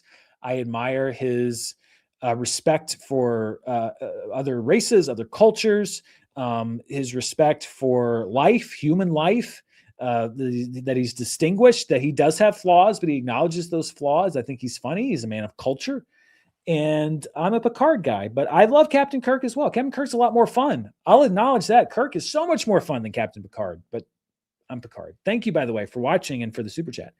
Christopher Brickner, 5181, says, with the Harry Potter show, with how much of the books they had to cut out for the film runtime, I think there's enough to make the show different. I agree, but it can only be so different. You still have to incorporate a lot of what we've already seen. Christopher Bickner also says, thoughts about Catherine Hahn cast as Mother Gothel in live action Tangled. On paper, it seems like perfect casting, especially after Agatha All Along. I agree with you. On paper, it does seem like perfect casting. It reminds me of, I'm going to date myself now. Back in the 90s, I used to get Wizard magazine. Wizard magazine was a paper, it came on paper. It was a magazine every month that was about comic books and cards. In the back, it would have like a value, you could look up how much your comics and cards were worth. But in the front, it would have comic book news and card news and stuff like that. And they would always have something every month where they would cast because this is back when comic books were never made into movies. This is pre even the mid 90s. This is back when the only comic book movies being made were mostly Batman. No Marvel comics really were being made into movies. And so, especially with Marvel comics, because they were really peaking at the time, they would do, if they made an X-Men movie, who would you cast? And everybody, it's strangely enough, Patrick Stewart was always cast as Professor X when they would do it in Wizard magazine. And in the Wizard magazine casting of Tangled, Catherine Hahn makes, I mean, just from an appearance angle, from a talent angle, perfect sense. And so I hope it's one of those castings that works. Sometimes there's a casting that seems perfect on paper that doesn't work out. But on paper, I agree. Catherine Hahn is perfect casting. N Shearer01 says, thoughts on the filmography of the Wachowskis? You don't have to rank them. I mean, what the thing about the Wachowskis that I will always give them credit for is that they have always been ambitious. And sometimes that ambition works and sometimes it doesn't work. But I cannot think of a movie made by the Wachowskis that I ever thought, oh, they didn't really try on that. They didn't really attempt to do anything new or take any risks. So I think that's what I think they should be remembered for. Is it was ambitious filmmaking, and sometimes that worked and sometimes it didn't work. Echo Chamberlain says, "Hi Dan, I feel like the knife store fire sale version of you would have handled the snake extremely well." Yeah, back the guy that was selling knives back on Flickbait. Was that the show where I did the knife salesman, or I forget? But yeah, no, he would have had the Goblin Slayer 3000 strapped to his belt and would have just probably like thrown it. But he also would have killed the snake, and that was not what I wanted to do either. But yes, he would have handled it very differently. Black Bag V says, Danny the Manny, I'm with you on frogs and toads / amphibians. They give me nightmares. Squishy, moist, bubbly, globular. I can't. I agree. It's the unpredictability. It's the texture. It's everything. I can't do it. Zach likes movies. 72 says, favorite fruit. Mine is pomegranate. Mine is strawberries. I've always loved strawberries. On everything. Alone, I'll eat them alone. I'll eat them one by one. I'll eat them sliced up. My grandmother, my dad's mom, used to make every Wednesday. I go to her apartment after school, and the night before she would slice up, or maybe the morning of, she would slice us up a bunch of strawberries and put sugar on them and put them in a bowl, cover the bowl with saran wrap or whatever, and they would make their own juice. And then when I would get back to her apartment from going to school, she would make she would give me a bowl of vanilla ice cream with strawberries on it, and she would pour the juice over the ice cream. And so it would be this like delicious strawberry like sundae kind of thing. And that's just a really nice memory. And yeah, I've always loved strawberries. Catherine Farrell 6678 says, thanks for doing these live shows. Well, Catherine Farrell, thank you for watching, and thank you for the super chat. Mike Larson 7856 says, this is to pay for Epic Voice Guy to say, tired of these MF snakes on this MF bar cart on the channel somewhere. And best thing at Jaws experience. Thanks, Dan. Oh yeah. I think I mentioned this. I should still cut this together because the Jaws experience is going to be a while. I went to the Jaws exhibit at the Academy Museum. I mean, I was in absolute heaven. For me, honestly, the best thing, and I think I might have mentioned this, was they had Verna Field's Moviola, which, if you don't know what a Moviola is, it's a machine. You used to stand in front of it, and it was operated, I believe, by a foot pedal. Whoops, that I just used to step on my mic cable. It was operated by a foot pedal that you would use to advance the film, and you would look down into this is how old movies used to be edited. You would look down into the monitor, and the film would go by, and you'd scroll the film forward and scroll it back, and then you would have to manually cut the film, and then you'd watch it back, and you'd just stand here looking at the film like that for hours. And they had her Moviola machine in the museum, and it was covered by glass, but when you were standing there looking at it, you were literally standing essentially where Verna Fields was standing when she was editing Jaws, kind of looking down at the machine. And I mean, there were so many cool things at the exhibit, but that to me was the coolest, to just see this is the literal machine where my favorite movie of all time was assembled. And I'm standing in, not obviously in her pool house, but in front of the same machine in her footsteps where she would have been. That was a lot of fun. Harvsk 4181 says, Night of the Hunter is one of my top 3 favorite films ever. Great Criterion pick. Thank you. I've been wanting to watch it for so long. And it's never streaming. So it's like, I'll buy it on physical media. Cam Andrews says, when's the Sam Jackson film Snakes in the Studio coming out? Real question. Do you think we will ever see a revival in drive-ins with how the margins are and how land values have gone up? No, I mean, drive-ins kind of had their moment during the pandemic, but I don't think we'll see a revival. I think if anything, it'll just continue to dwindle. There was actually going to be Alamo Drafthouse was going to build a facility up here in Northwest Arkansas with a theater, and we were going to be here the first permanent drive-in theater facility at the Alamo Drafthouse. So we were going to have a permanent drive-in from Alamo here, and then they canceled the project because I did a whole video about that. Phil Smith 5500 says, hi Dan, love the Lego Enterprise. Did you get the Lego Jaws set? Yes, I'm actually looking at it right now. It's up there on my shelf. It's a great set. Also, have you seen the Project Hail Mary set? I heard that there was one, but I did not see the Project Hail Mary set. It's cool that they made one, though. Creech 829, thank you so much, says, so happy to be wrong in a members poll regarding the box office for Hail Mary. First film I saw since my mom and best film buddy died earlier this month. Sorry to hear about that. I hope that gave you some comfort and maybe brought back those memories, kind of like my grandmother and the strawberries. Like after a while, those become nice memories. And I hope that it was at least an experience that made you think back and treasure your time together, because that's how I kind of feel about it. But I'm glad you enjoyed it, and I'm so sorry for your loss. And I hope that you continue to be able to find those moments, those things you enjoyed together, and re-experience those memories, because I found that to be the case, especially with movies. My uncle in particular, he and I loved movies together, and every time I watch That Thing You Do or Young Frankenstein or something like that, it makes me think of him fondly. So I hope that you're either in that space or able to find that space. Big Mike BB says, sorry, I forgot to send my super chat comment. Well, that's all right. I appreciate you sending it. We're catching up here. Jim 1242 says, rather than remaking the 7 books again, I wish Warner Brothers and Rowling came to a deal to make new adult Harry stories similar to Bond when Eon ran out of books. Yeah, I mean, I just sort of think that you can come to a point where you just don't have to tell any more stories. We don't need adult Harry or to redo young Harry, but that's not how things work. Everything must always be making money and more money. Wesley Petrelli, thank you very much. I appreciate that. Thank you for the super chats. Big Mike BB says, I put my comment about sleep in a normal chat. Oh boy, how can I find that? I got to look through here because I definitely want to read your comment, because you sent a very generous comment. If somebody can find his comment about sleep and either don't send a super chat, but if somebody could find his comment about sleep and maybe just copy and paste it in a comment for me to read down here in the comment section, I want to make sure that I'm able to answer his question. I'll come back to that chat section too, Mike, and I'm going to try to get your comment. Let's see. And thank you to the other commenters for helping me track that down. I could scroll here, but I thought maybe I could enlist you to help me out here.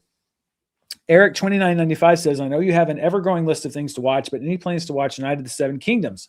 Some of the best Game of Thrones out there, and would love your take. I'm halfway through. I've been halfway through for a while, and I definitely would. Yes, I do have a plan to watch it, but I don't know when that's going to be. I do want to finish it though, because the last thing I saw was like the big reveal for the season, and I didn't know what was going to happen. Big Mike commented on his own super chat. Okay. Sorry. I'm trying to navigate this in real time because I want to make sure I can find Mike's question, but okay. I will try to track that down. We'll get to it, Mike. I promise. I'll figure it out. Let's see. Emily Panda Girl 143 says, big fan of the show. My dad had a large mouse that ate through his carpet. Your snake story reminded me of that. Yeah, luckily, and that was one of the reasons why I didn't like critically call somebody right away when I thought that there might be mice or something, is there's been no evidence other than a couple little, you find their leavings here around the house, but there was no food that was chewed into. There were no packages or boxes or carpet or any of that, no physical damage. So I'm like, okay, I could wait till next week. If I had known the potential ramification of that, I would have found it myself. Definitely would have called him earlier. Thoughts on Moana Rock's wig? Internet hates it. Yeah, I didn't think it looked very good, honestly. It just didn't.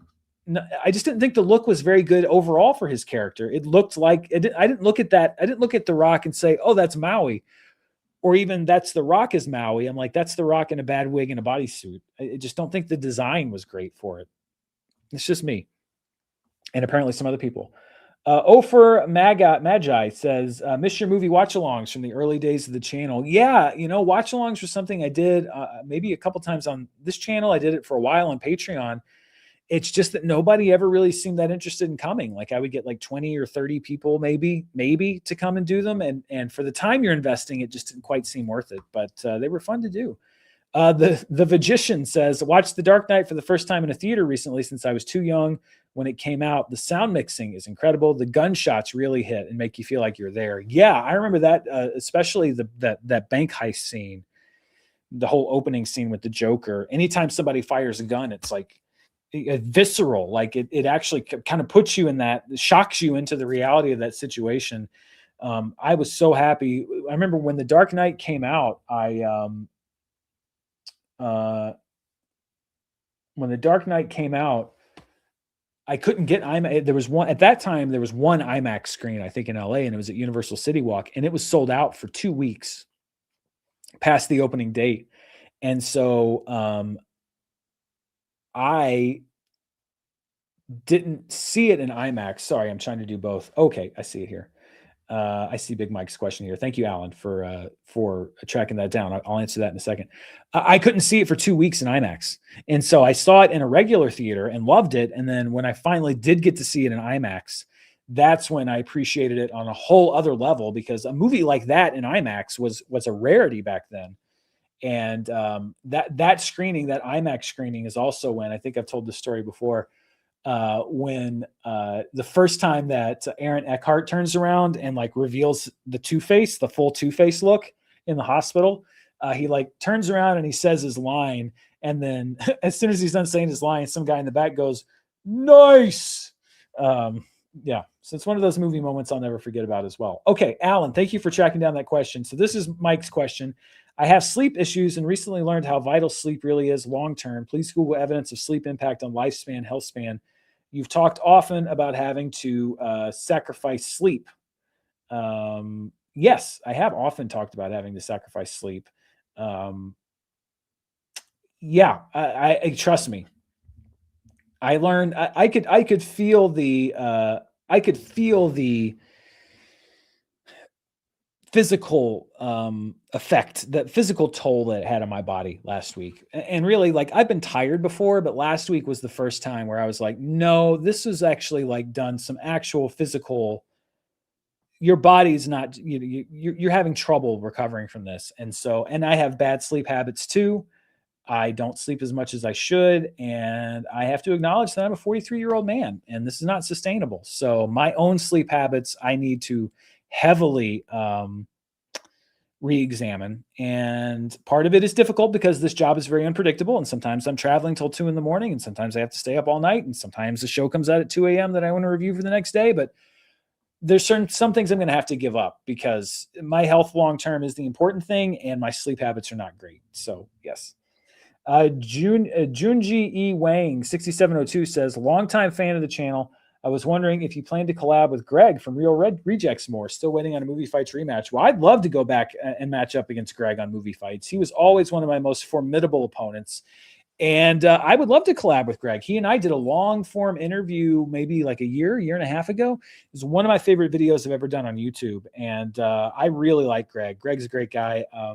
I was in LA last year, actually. I think it was last summer in August when I saw Roth Cornett at the right outside the AMC in Burbank. I had just met Greg, and we went and had lunch and caught up. Greg's a great guy.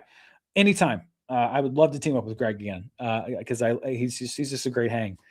Daiji Shinomori says, "Hi Dan, did you get to check out the animated short here on YouTube, Snow Bear? Watch these and Scree Junkies. I appreciate what you've been doing." I did not get a chance to check that out. I will try to remember this next week. Christopher Brickner, 5181 says, "To most people, a movie that's only footage of frogs and toads with many close-up 4K shots is a nature documentary. To you, Dan, that's a horror film." Yes, it is. Planet Earth, one of the best things ever made, one of the best documentaries ever made. Gorgeous, captivating. But anytime it would cut to frogs, I'd have to turn away. Even David Attenborough couldn't get me to watch frog footage. Yeah, it's an absolute horror movie. That is a horror show for me. I have a visceral, I'm not playing that up. I'm not saying like, I'm not like, I don't see a frog on TV and I'm like, oh no, frogs. I see a frog on TV and I just go like, oh, and I cannot look at it. I can't without, I have a physical reaction, like a visceral body reaction. It's not just like, oh, I don't like seeing that. It's like, I can't do it. It's like a dread. It's an actual thing. I'm sure if you were to hook me up to some kind of a machine, it's a measurable thing. Brian Whitlock, 3888 says, "Did you or are you planning on reading Hail Mary?" I did not. I've thought about doing it. Next time I have a road trip, that might be what I download to listen to in the car. The Jen Abide says, "Hi, Dan. Charts with Dan always makes my week, and I always appreciate your insight. I found out a friend of mine from high school also watches you. That made me super happy to know that." Well, that makes me super happy to know that you have a friend who watches me, and also that maybe your friend from high school, you can talk about the channel and then maybe talk about stuff that doesn't involve me, but you can talk about a movie that you heard about on the channel. That's what I love. People can come together and enjoy it. It's great. Metal and Magi 6486, thank you very much, says, "Hi, Dan. Do you have any friends who pull out their phones during movies? I normally go to movies alone, but I have one friend who is a constant phone checker, and I don't know how to tell them how annoying it is in a theater." I don't go to the movies often with other people here. I don't, I have friends that, I'll visit them or they'll visit me. And if we're watching something at home, like on TV, I do have people, friends that are on their phone, and that's fine. It's not what I do, but I'm not going to be like, "Dude, put your phone away. We're watching, House of the Dragon or whatever." I could not go to the movies with somebody who pulled their phone out during the movie. I would have to ask somebody like, "Dude, I'm sorry. Can you put that up?" Like I would have to ask them to put it up because it's just not, I can't deal with my friend doing that. I would just try to be very polite about it. I don't know the nature of your friendship, but I would just say like, "Hey, listen, I noticed the last couple times you went to the theaters that you were pulling your phone out, and I understand that like it doesn't bother you, but it bothers me, and I would imagine there's a lot of other people in the theater that it might bother. So do you think maybe next time we go that you could either not check your phone, or if you're going to check your phone, maybe at least go down and stand in the entryway so that the light doesn't bother other people." Like, you don't have to be angry or aggro about it. I think you could just ask them nicely. I've asked people nicely many times in a movie to put their phone up, sometimes not so nicely, and they do. So hopefully your friend will understand. Ben Gerber, 5569 says, "If you could delete one movie from history, what would it be and why?" Mine would be Angry Birds. I blame it for dominating opening weekend opposite The Nice Guys and killing my hopes for a sequel. Well, Ben Gerber's 5569, this is a very famous question. This was the question that was posed of me on Movie Fights live in San Diego, where I answered Jaws 2, and Kevin Smith said Triumph of the Will. And I had to argue why Jaws 2 was a better answer than Triumph of the Will. I think we should have made a no Nazis rule, but we didn't think about that going in. If I could delete one movie from history, my argument with Jaws 2 is not that it's a terrible movie, but that it only encouraged Hollywood to keep on making terrible sequels. Would deleting Jaws 2 have kept that from happening? Maybe not. I don't know. Excuse me. We're what, an hour, 15 minutes in. So we're almost at the last question too. So let's go ahead and call the cutoff on the questions, because I think I've kept you all so long anyway, and I still want to at least try to scan through and see if there's anything I missed.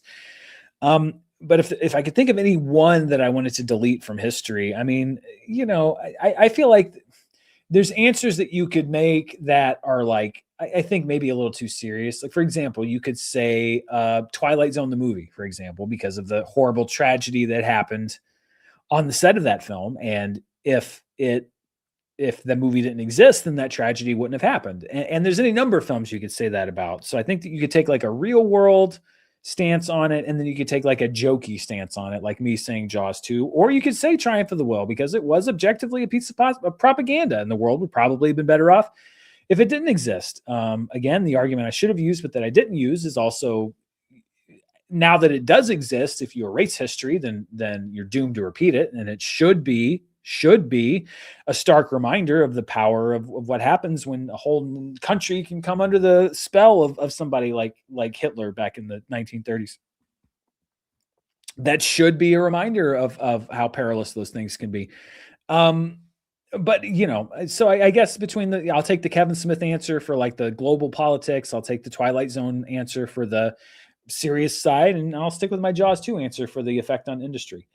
All right. Looks like we only have a few questions left. If you have not yet sent in the question, I'm going to ask you to hold on to them until next week, because we're coming up on the 2-hour mark. Page 79 became a YouTube member. Welcome. Thank you so much. Black Bag V says, I have a recurring nightmare of big fat frogs falling from my ceiling on me. They squish under my feet and bounce off my head, and I wake up in tears. Well, I would too. What do you do? What do they say you should do to prevent memories from imprinting on you? Playing Tetris or something? I don't like that image. And I hope, and I'm so sorry for you. If that was a recurring nightmare for me, I'd be afraid to go to sleep. And I'm so sorry for you that keeps happening. And I hope that doesn't stick in my head. Wells 009 says, I feel I should warn you, there's a character named Wart in the upcoming Mario movie that might make it hard for you to watch. Animated frogs to a point I don't have a problem with. For example, in Hoppers, I didn't have a problem with those frogs. It's really photoreal frogs that I have a problem with. Like Mario in a frog suit, not so much a big deal for me. Photorealism is a key thing. Like the what's the Jefferson T whatever frog? Hello my honey, hello my baby. That didn't bother me. Like I didn't have a fear of the WB when I was growing up. It's really just live action. Wapinshaw says, as your channel grows, maybe reconsider things you've tried, e.g. movie watch together. Maybe need big delta in subscribers, but don't forget maybe. I mean, yeah, I could definitely try some things that I've tried before, but we'll see. Drew Skizzy says, my dad is terrified of snakes. So one time when I was younger, we hear a massive scream from the basement. We think my dad got hurt, but came down to see a 6-foot black racer snake that got in my basement through my doggy door. Absolutely terrified. I vividly remember me and parents losing the snake and having to track it down to a box on an old CRTV cart that they have in schools. We rolled it outside. See now, oh my God. The snake was on a rolling bar cart. Why didn't I just roll the snake outside? What a dummy. You literally, I didn't even think of that. I could have just, because I think I could have, unless it tried to make a break for it, but it seemed pretty kind of terrified of me, which I'm sure it was. Why didn't I just roll the snake outside? What an idiot. You and your parents were brilliant. That's what I should have done. Oh my God. That's what I'm saying. I was not in the right headspace, because I absolutely should have done that. The stupid bar cart was on wheels. Oh my God. Well, I mean, it all comes back to the snake, so I guess that's not shocker. Michigan J Frog, thank you. I couldn't remember that because hindsight is 2020. I know, but it's like, why didn't I think about that? It was on a rolling bar cart, and the door wasn't that far away. At a minimum, I could have rolled it into the laundry room, where it definitely couldn't have gotten out. The only way you could get out of the laundry room is if it went back out the way it came. At a minimum, I could have rolled it into the laundry room, and it wouldn't have gotten lost in the house. Oh my God. What an idiot. Okay. Wow. This is why I love the show, because this interaction, I probably never would have thought of that unless you had brought up that story. But that's absolutely what I should have done. And it didn't even occur to me until you told that story. I love it. That's like my favorite part of the story now was I've been obsessing about what I did and what I should have done and how else I could have done it. And it never once occurred to me that the snake was on a rolling bar cart that I could have just rolled out of the house. That's crazy. All right, let me just grab a few other comments from the comment section. I apologize; it was such a packed show. Peter Jackson animation lately that comes from Nishma. Well, when we were talking about the animation question, I think that's a pretty good right now. A pretty good question right now. Drew also said, "I'm listening to the snake story right now. It's absolutely hilarious." It turns out that you solved the case. You solved it, Drew. You solved the case. The Dark Knight gunshots were so loud compared to dialogue, it would wake my housemates up through the wall. Yeah, Dark Knight was definitely one of those movies, turn it up, turn it down movies, which was not the best thing. I love Captain Picard's dedication to Earl Grey tea. Earl Grey hot. Yes, he knew what he liked. He knew what he wanted. I relocated a rat snake with my brother yesterday, was reminded of you. I hope it wasn't the rat snake that was here, and I hope you didn't relocate it back to my house. Otherwise, I have no problem with you. I have no idea what Dan's Labyrinth is. Now I'm desperate to see it. So Dan's Labyrinth was a show that I did on Screen Junkies Plus that came after Monday Night Raw went off the air, and it was basically Charts with Dan. That was the first part of the show, was Charts with Dan, and then sometimes I would do an interview. So I interviewed Leonard Maltin on that show. I interviewed Jared Bush, who I think at that time had just done Zootopia. I interviewed a few people. Like really notable movie people that I would love those interviews. It's gone. It's lost media. Defy had it archived, and when Defy went under, those drives are probably bought at auction and erased. So yeah. Catherine Farrell, C678, Dan Snake Stream is going to go down in history. Well, it's certainly going to be one of the most memorable moments of my life. No kidding. Let's see. We'll grab a couple more. Let's see if I can see anything else that sticks out here. Coen Brothers animation, that would be cool. I'd be curious to see what Ryan Coogler would do in animation. That would be cool. Greta Gerwig animation. I think these are all better answers than I put. Greta Gerwig animation would be interesting. I'd love to see that. Yorgos Lanthimos animation. That would be great. Yeah, that's I like all of that. 20 minutes of AMC ads before every movie didn't help AMC stocks. I'm shocked. I know, isn't it a shocker when that happens? Let me see if I can grab one more comment here, and then we'll wrap it up for the day. Let's see. What WB Paramount calls you, they say, what should we do with The Fugitive? I think we've done everything we can do with The Fugitive. I think the movie was the peak. Make another great movie that's not called The Fugitive, where you can do something new, and maybe we'll talk. All right. Yeah, let's see. Oh, Don't Breathe. That's a nice one. Is that when we're talking about home invasion movies? Don't Breathe is a really good one because it is a home invasion movie. It's just not quite the same way that you usually see. So yeah, Don't Breathe, I think, is a great one. So yeah, that's a great suggestion. Thank you to everybody who sent in suggestions. Thanks especially to Drew Skizzy for making me realize 3 days too late how I should have handled the snake situation. Thank you to everybody that sent in the questions. Thank you to everyone who listened into this very, very long story about a snake. And I hope you were entertained by it. Of course, if there are further developments, I will keep you updated. And be sure to stay tuned right here on the channel. I will be doing, I don't know if I'll have a movie review this week because none of the movies that come out are really super exciting to me, but I'm going to keep an ear to the ground. I've been working on this Paul Thomas Anderson thing. Maybe I'll be able to get that out by the weekend. There should be at least one more video from me this week. And then the week after that, we start talking about, I think we're getting into Mario time. There's all kinds of stuff that's coming up. So thank you, everybody, for watching the show, for sending in questions. If you're not subscribed, hit that subscribe button, hit the bell so you know when I'm putting in a new video. But most of all, thank you for watching this video. Until next time, stay safe, stay snake free, and I'll see you then. Bye.